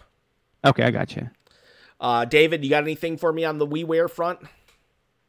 Because WiiWare was so cool. I remember when you could just buy, like, I remember playing Bomberman, like the TurboGrafx Bomberman on the Wii with my buds. That was so awesome playing that game. That's how I fell in love with Bomberman, actually, on the Wii from the TurboGrafx version. Yeah, I don't think I have anything on that front. But I do, related to the Wii, I do have to fix my Wii, if that means anything. I have to replace the fan on it and oh no, put the The fan's been broken for 10 years now. But Well, is that just for playing CD-based games? Yeah, why don't you run? just keep the Wii U out? Well, Or do you just want every console? Because I understand that. I just kind of want to fix up the Wii that I've had since I was 15 years old, and I just kind of want to go back to the games that were on there, and I'm weird. I'm very nostalgic, so I like seeing when I played certain games like Super And it keeps Mario track Galaxy. of it. Yeah, I don't know. I look at, put it in a nutshell, I like looking at timestamps. I don't know why. So that's kind of what I want to really, the only reason why I want to fix it, to be honest. That's cool. I lost my original Wii, and I think at the time I lost it to the pawn shop. Didn't get it back, and Nintendo's policy was, "Oh, we can't transfer your games." At that time it was too bad, so sad. You bought the games on this system; the games are tied to this one system. Yeah, I think I transferred everything on my Wii over to the Wii U, and then wiped the Wii. So it's my Wii is starting fresh. Yeah, I need to I don't know. I just have to. I lost my Wii. I think I've had like 3 Wiis, honestly. I honestly, I love the Wii, and part of it is because of the retro gaming aspect and being able to emulate old consoles. I like the fact that you can play GameCube games on it, and I don't have to worry about having a GameCube around, even though there's some nostalgia there. As a quote-unquote backup device, it emulates a lot of stuff, and you can even if you have one of those Wiis that doesn't technically have the GameCube controller ports anymore, there's ways to play GameCube games on it and use your classic controller. Like if you look on the internet, there's ways to do that. Yeah, that was the best part. Was to do the emulation on it, but never got around to it. So I do the emulation on there too because I just I don't have as many of the consoles. Like I have an NES, but I don't have a lot of games for it. So especially for my kids, like my son was sitting there on the Wii getting to play a bunch of NES games he wouldn't play otherwise. So hey, Aaron, let me ask you something. Yeah. I want to do this before I forget. So back to the Smash Brothers talk. Yes. You're not a big Smash Brothers fan. No, I'm a fan of the concept, and every time I played it, I enjoyed it. It's just like I don't own a Switch, I don't own a Wii U, I have a 3DS, so I haven't really kept up with the newer Smash games. The last one I really played was Brawl on the Wii. Let me ask you something. Why haven't you bought a Switch? The only reason I haven't bought a Switch is probably because I am chronically broke. Okay. I always feel like every time I try to save up money for something like that, a bill comes up, or I'm also like, oh, I could get this piece of musical gear that I need, or something like that. So it's, and I admit, I have a PS4. I have a few PS4 games, but it's hard for me to justify a large purchase like a Switch right now, as much as I would want one. What would Nintendo have to do to make you justify it? I think I would have to get it marked down on a Black Friday sale, and that's probably what I'll have to do the next time it rolls around again. And that's what I did for last time I bought a Nintendo console at launch was, and this was a fun experience, and it was camping outside Super Target, all hours of the night for the launch of the Wii, and getting Zelda and getting, Wii Sports, and I've done quite a few camping for systems. I love camping out for systems and other stuff like that. It's you get the people together, and everyone chats. They have a great time, and people talk about, oh, that's so stupid. Oh, look at all the time you wasted. I'm like, it's not really wasted. No, I love camping out for stuff. You've got people there that know what you want, and they know what they want. Everyone wants the same thing. And it's just a camaraderie with everyone. I got to go back to this because it's just I just don't know anybody that really that I kind of talked with that does not own a Switch. So I would. Yeah, I'm one of the few. What's the and I'm not saying it in a. I'm not trying. It's to not that I don't way, want to own one, but I want to just dive into your brain a little. Yeah. What's the magic price number? Because hey, you know what? Maybe Nintendo's watching and they need to talk to you. So because you're one of the people that don't have it. So what's the magic price for you to get a Switch? Probably with the games that are out right now. With the games that are out right now, I think the most I could pay is probably about $200 right now. $200. That's what. Okay, because I know that's probably the magic price point, which is like $200 plus a game. But if they got rid of the dock and they got it to $250. Or if they got rid of the dock and got it to $200, would you still get it, or would you feel it's inferior without the dock? It doesn't matter so much to me. I don't Okay. necessarily need a dock, and I'm also not the type of person who needs to have everything be pristine and perfect and on display all the time. As long as I had a way to, because is the dock the only way you can charge it? No. Is that the? No, you can charge it. Is it just? You just plug in. There's a little. Is the dock really just for display? You put it on the dock so you could watch it on the TV. You can play on the TV. That makes sense. So is that the only way you can get it to show up on the TV? Pretty much. There are some other docks out there, but they've been known to brick the system, so I can't really recommend them. Yeah. Okay. So yeah. Yes and no. I think it would be cool to have just have a regular Switch, no dock. That's fine. The problem is, I know that some games have come out on a Switch where you have the dock performance, and then you have the handheld performance, right. and they're sort of different. And I remember that being an issue with Zelda, which was you had some frame rate drops because the game just performs better when it's docked. I think they've gotten most of that stuff under control, but I'm not going to say that it's not there still. Okay, what about game? Is there any game that would get you to buy it? Because I would think that all of them are out by now. What game? Please don't say Metroid 4. Is there any game that would cause you to buy it? That's funny. And you saw my comment about that. Yeah, so there are absolutely games that would get me to buy it. I mean, that I should already own one by now, if not for me. Because it's always like, do I buy this or do I buy this? I get you. Yeah, and so it's just like making those should I really spend this much money on myself? Or maybe I can just say, oh, it's for me and the kids, Yeah, that's how I get stuff for my kids. That's how you do it. For me. Yeah. So for me, of course, you got Breath of the Wild. I love the Zelda franchise. But it's already out, so that you can't include it. I'm talking. So you want me to include stuff that's not out yet? What would make you buy the Switch tomorrow? Oh, tomorrow. I think if they actually ported the Yakuza games over, Sega, get on it. The Yakuza games. So yeah, I don't really know what they are. Okay, so do you remember Shenmue at all? Yes.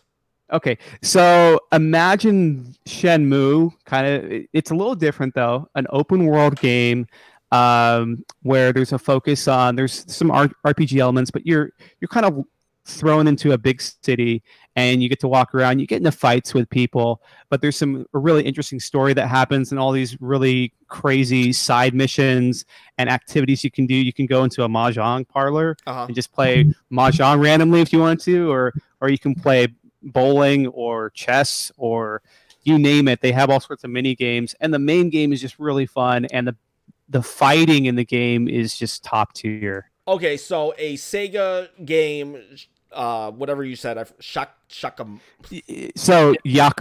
Yeah. That would cause you to buy a Switch tomorrow. What else? What else would cause me to buy a Switch tomorrow? What can Nintendo do to make you buy a Switch tomorrow? What can Nintendo do to make me buy a Switch tomorrow? Besides what they already have done, which is release a lot of sorry. If games. I'm making you uncomfortable, let me know. But I'm just no, I'm not uncomfortable at all. I'm just I have to really think about this because Metroid was the other big one I was waiting for, and of course that one got delayed. So you're looking to buy a Switch in 2021 then? That's what it feels like. And you know what? I would say Star Fox, but Nintendo already dropped the ball on that on the Wii U. Yeah. I mean, no one really even talks about that game anymore. Yeah. Unfortunately. And there's Sadly. rumors of the Star Fox and F-Zero mashup. Yeah, too. there's a race game coming out. Yeah, that's true. But I'm a that's big fan of. Yeah. Yeah, I'm a big fan of RPGs. So Xenoblade Chronicles 2 had come out, and anything from that studio would be awesome. Well, yeah, there's Xenoblade Chronicles 2 out. There's Octopath Traveler, like EPS 5000 said. Even though it's a Switch exclusive, but that's from Square Enix. Yeah, give me a big Final Fantasy game, a meaty RPG. I love RPGs, so. Well, Final Fantasy is making their way over. It's like 7 through 15 minus 8, I think, or 9. and tying into what Nick was saying, Aaron, what do you think of the Wanderers from Ys series? I'll be right back, guys. Just keep talking. Yeah, so the Ys series is phenomenal. That's one that a lot of people have slept on just because, I mean, it's been so long running that people don't know where to dive in. But I've played like most of the Ys games, and I really want to play Lacrimosa of Dana. It's such a weird title. And I can never Don't let that remember title throw you off. Yeah, I just say that way. But if you like just straight ahead action RPG with an emphasis on really fun combat, and then the story is probably not the best, but the gameplay is just really solid and the music's phenomenal. I'm sure you can get that game on the Switch for a decent price. But yeah, these games, shoot, when I had a Wii, Ys Book 1 and 2, you could play the TurboGrafx 16 CD games, and even those were fun. And most people, like, probably when they first saw these games, like the retro ones, were like, it was different from Zelda because to defeat enemies, you would bump into them, which was just kind of funny. So people might have skipped it for that reason, or like when Ys 3 came out on Super Nintendo, there was the whole issue of it just and Sega. It was just like a really overly hard side-scrolling game. But now, like the last couple Ys games have just been really, really good, no matter what platform you're playing on. So, yeah, I mean, I would get a Switch just to play Ys. What's that? Wasn't Wanderers kind of the black sheep of the series? Yeah, Wanderers from Ys was Ys 3, and it was the black sheep, and part of it was that it doesn't look like any of the other Ys games because it looks more like Zelda 2, is what I would say. And no wonder Nick liked that one. Yeah, all the other Ys games are overhead until the newer games where they're full-on 3D. But yeah, Wanderers from Ys, got released on a ton of platforms. It was a lot of people's first introduction to the series. Like if you bought a Super Nintendo when it first came out, it was like one of the first big like action RPG type games. And it's just like one of those games where you play it and it's got a lot of charm, but then you realize you have to grind for like an hour in the first cave and kill a bunch of bats before you can even progress. And I think that was just like the wall for people. And there's some games like that where there's just like this wall. If you can't get past that wall, then you're never going to get any further in the game. And that's the wall for a lot of people. And that's what got me stuck until recently. But Wanderers from Ys, there was a remake of it. You can get it on Steam. You can get it on PSP. It is phenomenal. So if you want to play that game the right way, that's how you play it. On where? On where? So you can play. This is Ys 3 Wanderers from Ys, and this was remade. Complete remake of that game was released on the PSP and also later on Steam. And that's if you've never played any of these games, that's a great place to start. Or play the newest one, the Lacrimosa of Dana, which is like Ys 8. That's on Switch. It's on PS4. It's a great game. Hey David, try to sell Aaron a Switch. Try to sell him a Switch. You can sell me on a Switch. I don't know if you can sell me a Switch. Tell him why he should get it tomorrow. If anyone is interested, the Eevee Tamagotchi is up for pre-order right now. Ooh, where? I just put a link in for it in the chat. Eevee Tamagotchi. There is this Tamagotchi in Japan that's got Eevee in it from Pokemon. there's this series on the Switch that's really, I think, underappreciated and kind of underrated. It's the Barbie horse riding games.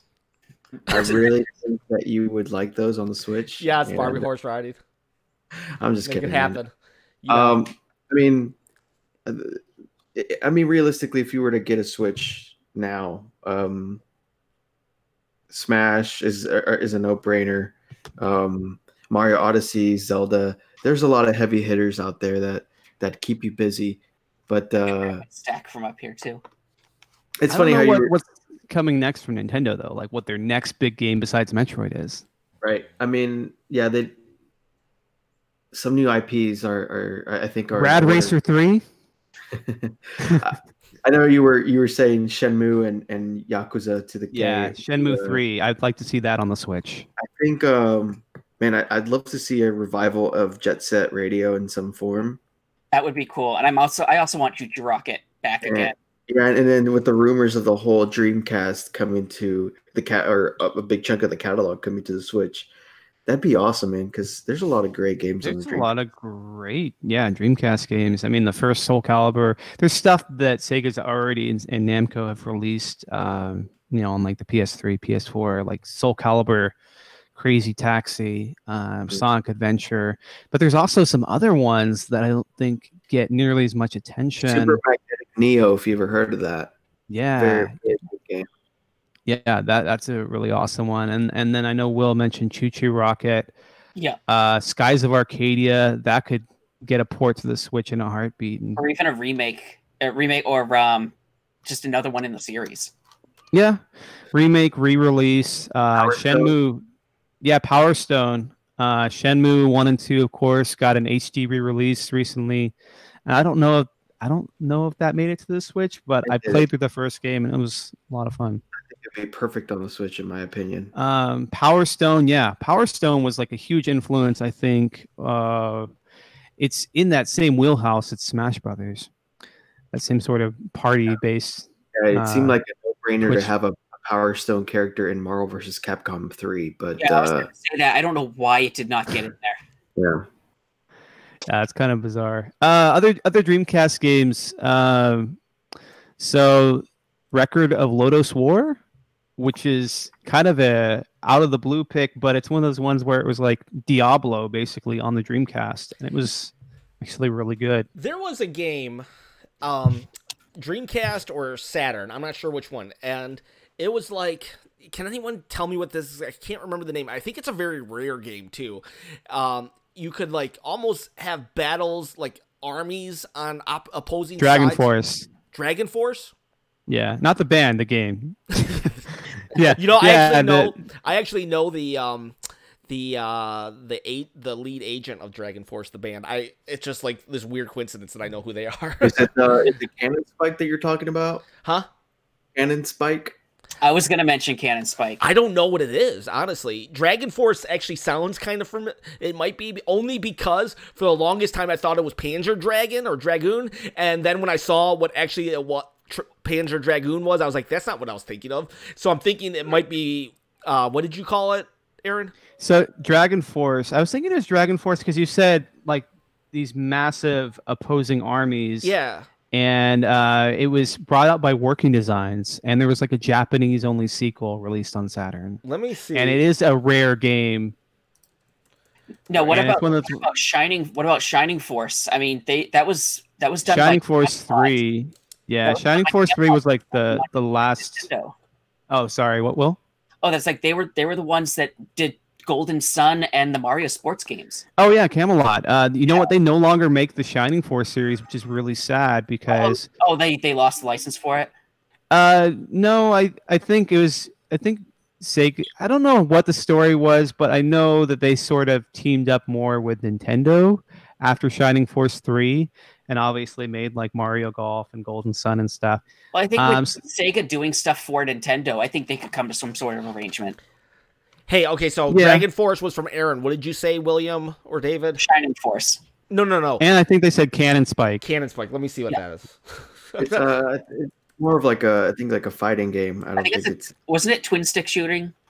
Pretty much. And I you don't could use remember. I only got to see it. I never really got a chance to play it. Okay, it definitely was not Canon Strike, so it might be the Dragon Force. Because I played it a little bit, and I was like, and then I quit playing it, and I always was like, what was that game? I wanted to go back to playing it. There's like a ton of sprites that show up on the screen. Yeah. I think it would be Dragon Force. Okay, I'll have to look into that. Sorry, guys. I mean, I don't like being wrong, so Oh, wow. just kidding. No hubris or anything. No, I'm just kidding. I would say right now IPs coming out this year though, because you asked about it. Animal Crossing is definitely coming out. Fire Emblem, which is a turn-based RPG. Yes, like Shining Force. Yeah, those two games are definitely coming out this year. Yoshi's Crafted World will also be out, which looks good. Yeah, and then the core Generation 8 Pokemon games. Those are, I think, your 4 main Nintendo first-party games. I don't know if there's a lot of, we had expected Metroid, but that's not happening. I think that's... Is there anything else? Am I missing anything, guys, in regards to... And they're going to surprise us again, because last year, it was March when they announced Smash Brothers, so I'm sure there's 1 or 2 surprises left in the bag, but... Those are the 4 that I can think of for first-party IPs of 2019. Anything else, guys? Can you think of? Animal Crossing, Pokemon. Oh, Luigi's Mansion 2. With that one. Which one? We'll have to see what they're doing with Animal Crossing. I can't wait to see a trailer for that one to see what they do. Yeah, and Luigi's Mansion 2 is also coming out most likely this year. So we have 5 really good first-party games, and who knows what else. Yeah, there's going to be a lot of interesting third-party games, and I think that the indie market on the Switch is phenomenal. It's insane. And yeah, there's I forgot what the name of the game. It starts with War, but the one that's a lot like Advance Wars. Yes, Wargroove. Wargroove, yeah, and I'm super psyched for that because I loved Advance Wars. Yes, so if I could play that on the Switch. It's like, why isn't it Advance Wars? I think it's just because Intelligent Systems isn't making it. And that's Intelligent Systems, they are all Fire Emblem all the time right now. And I don't know why they haven't just handed over Advance Wars to someone else to do it, because it's just like... It's their baby. Have you ever played Advance Wars, David? Man, probably like on the bus with a friend once or twice. Dude, that game, it was like I don't know. It was like kiddie war. It was like if kids went to war. It seemed like it was very like, but storyline wise, it was just very like, I don't know. They're at war. It was but kind of like cutesy. But the gameplay was absolutely phenomenal. And then they just it's like they were kind of just sharpening their sword, pun intended, to get to Fire Emblem. And then they just ran with Fire Emblem. But Advance Wars, we just dropped off the face of the earth. Yeah, it's kind of weird because I know, Advance Wars Advance Wars and Fire Emblem are like super long-running franchises for Nintendo and Intelligent Systems. Like Advance Wars goes all the way back. Yeah, Advance Wars goes all the way back to the Famicom. Yeah, back in the back in the late '80s. Famicom Wars.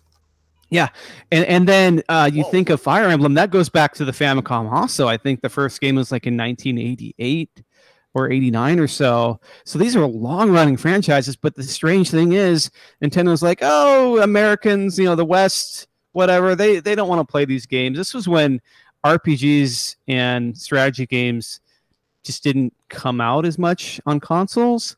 So they didn't bring out a Fire Emblem or Wars game until the Game Boy Advance, which is just really strange because there were games for both of these series on the Famicom, on the Game Boy, on the Famicom, on the Super Famicom. Yeah.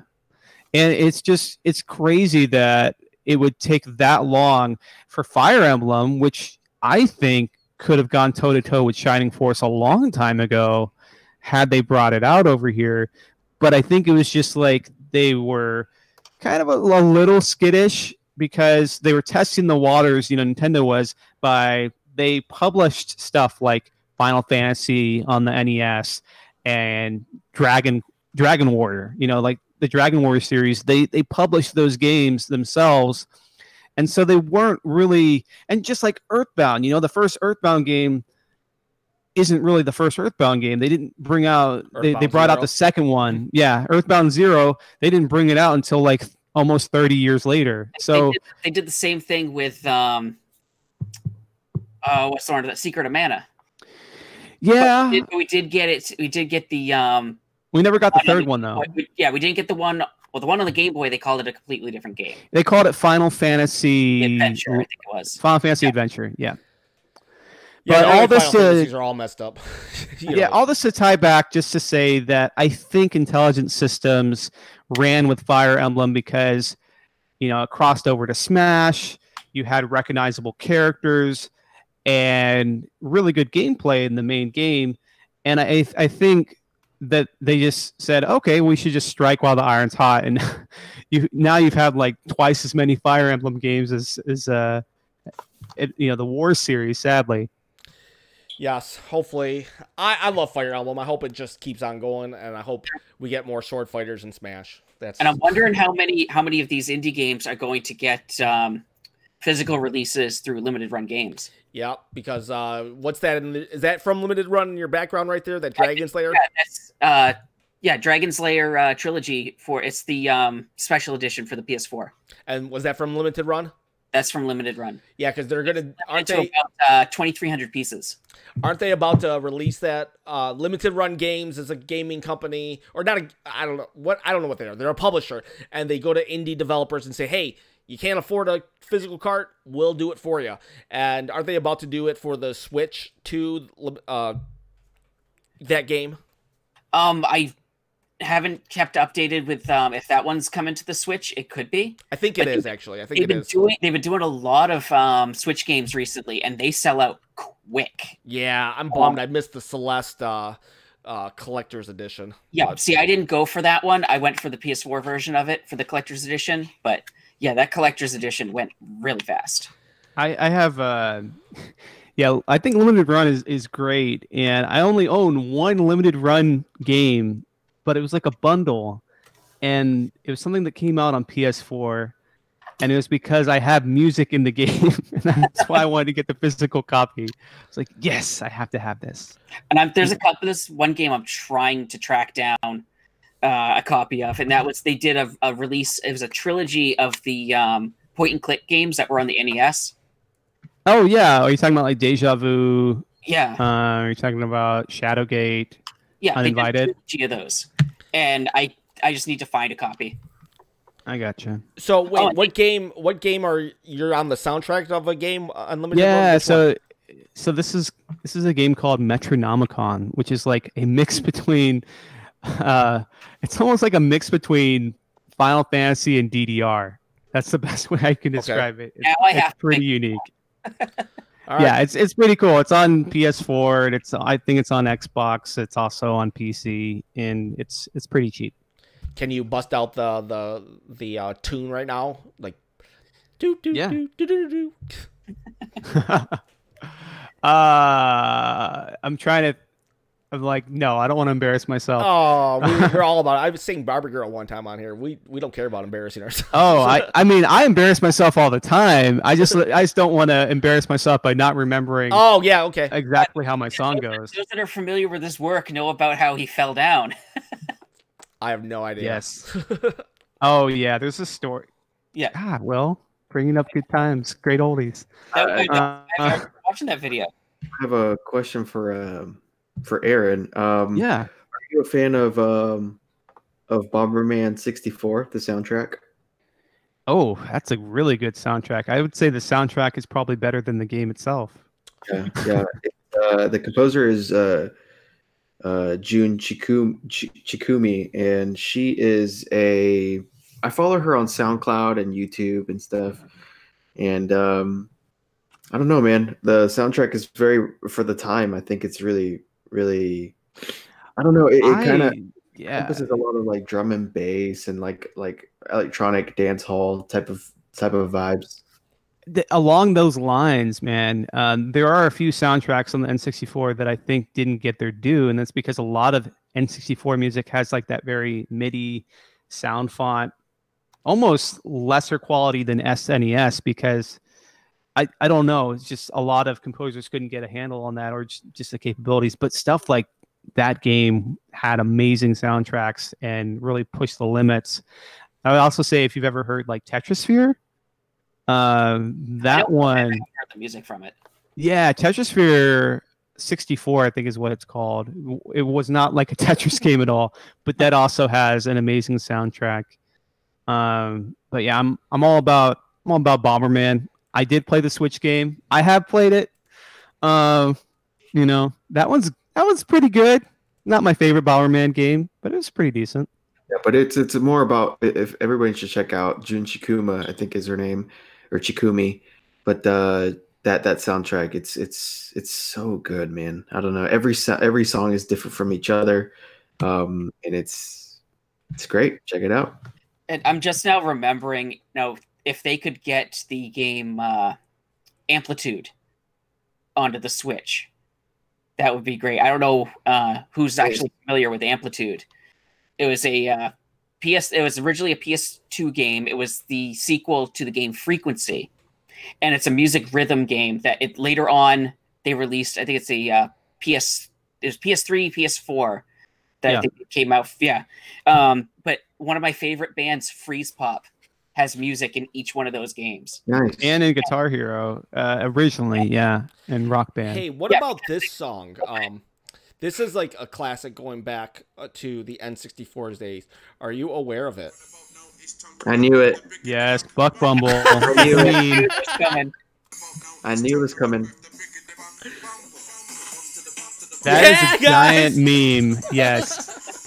That is some serious, that's some serious drum and bass garage you were saying this is some great stuff from back in the day. I knew that. That's what.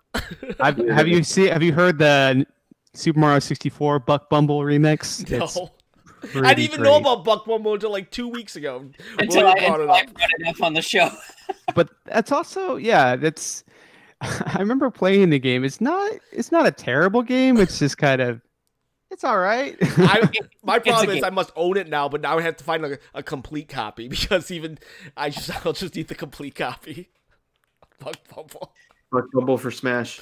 Yes, why not? Where's the petition.org? But it's on the same page where it says "Save the Bees." Yeah, just scroll down a little bit. Justice for Buck Bumble. Amplitude. If they put Amplitude on the system, or even any of the other rhythm games like Luminous.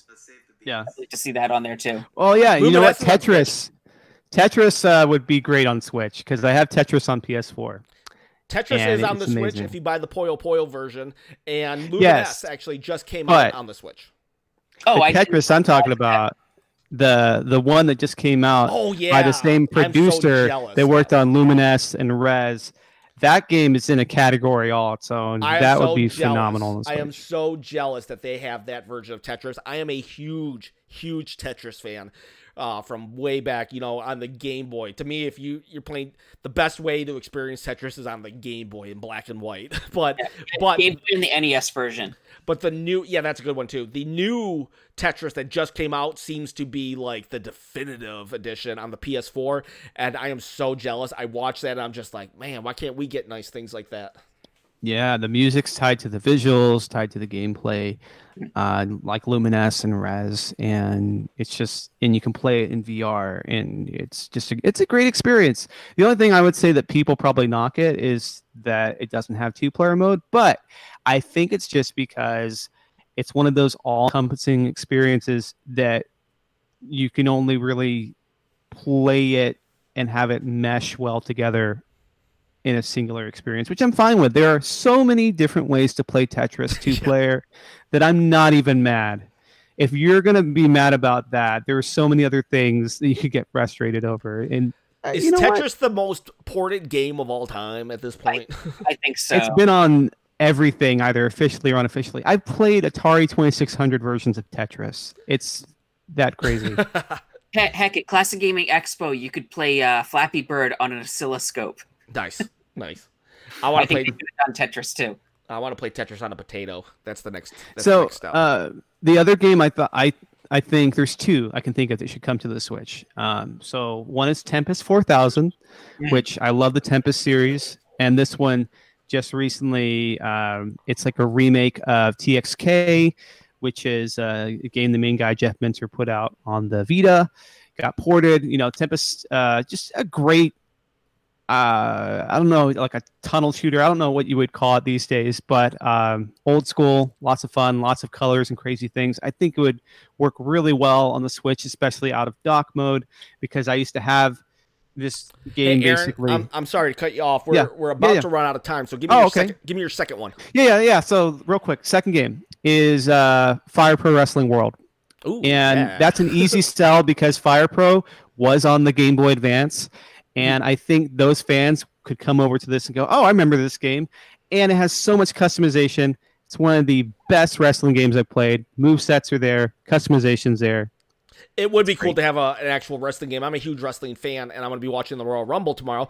But I would love for, because the one wrestling game we got, it was a score to get it, but it was a bad port, and it's considered one of the worst ports on the Switch, unfortunately. WWE 2K17, and it sucks. Okay, so it is time to close it out. Let's get final words from everyone. Aaron, we'll start with you, and then we'll go David, William, and then me. But close it out. Yeah. What do you want me to say? I don't know. Just, if you had any final thoughts, you didn't get to mention it, or just plug yourself and just say goodbye to everyone. Yeah. Hey, thanks for having me on the show. I really appreciate it. And I will hopefully get a Switch very soon. But if you guys want to know more about me, I have a few podcasts. Main one I do is Genesis Gems. So it's on iTunes. It's on all of the podcasting services. And then I'm also a chiptune and VGM musician under the name Dya. That's DYA. And, I'm on all the streaming services on Bandcamp. I've got a few albums. You'll find me. Cool. Put just comment everything. Like, dude, don't be afraid. Be like, oh my gosh, I don't want to just plug myself. Shamelessly plug yourself. All right, David. Any final thoughts? Yeah, everyone, thanks for tuning in, and Aaron, nice meeting you, man. Thanks for being on. Hey, thank you, William. Yeah. Go check out his stuff. Absolutely, he's great at what he does. And if we get Super Nintendo games as part of the service that we have that we now have on the Switch, Saturday Night Slam Master. That has to be a game that goes on there. Saturday Night Slam Master. I'll have to tell me about it next week, or I'll Google it in the meantime. But guys, it's 12:01. We try to get out exactly at 12, but times they run over sometimes when you're having fun. I appreciate every single one of you. I want to give a shout out to Aaron. Thank you, my man, for joining us today. Thank you, William, for inviting him. It was fun.